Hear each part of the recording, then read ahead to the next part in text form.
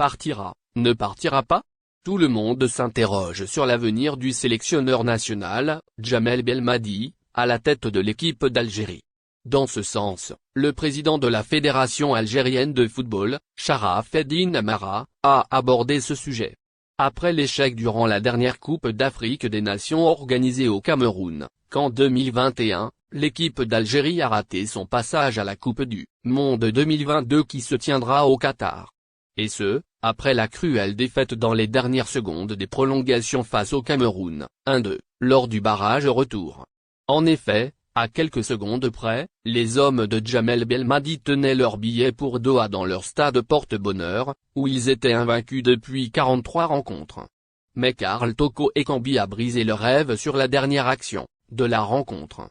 Par ailleurs, alors que le doute plane quant à l'avenir du driver national à la barre technique de l'El Kadra, le premier responsable du football algérien, Amara Sharafeddine, s'est montré optimiste. Belmadi n'a pas démissionné et il n'est pas en abandon de poste. Ce qui nous lie à Belmadi est plus un engagement moral.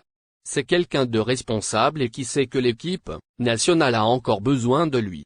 On en a discuté longuement et je pense que cela débouchera sur une décision dans l'intérêt de la sélection, a expliqué le président de la Fédération algérienne de football, en instance de démission, lors de l'Assemblée générale du Comité olympique algérien. De quoi redonner un peu d'espoir aux supporters de l'Algérie qui font encore pleinement confiance à Djamel Belmadi. La célèbre youtubeuse marocaine Ikram Bellanova a révélé avoir été violentée par son mari et le père de ses enfants. Sur son compte Instagram, la jeune femme, mère de 2 enfants et établie en Allemagne, a montré une trace sur son visage et confié que son mari l'a frappée avant de l'interner dans un hôpital psychiatrique. « J'ai tenté de me défendre. J'ai même pensé à le tuer. Mais mes enfants étaient présents », a indiqué Ikram. Précédemment, la youtubeuse, souffrant de bipolarité, avait annoncé que son mari l'avait internée.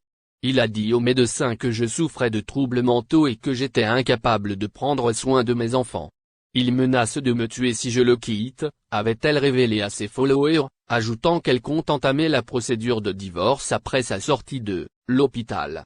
Les nombreuses vidéos d'Ikram, où elle se confie au sujet de ses problèmes conjugaux, ont fait réagir les internautes qui l'ont appelée à être forte et courageuse afin de surmonter cette terrible épreuve.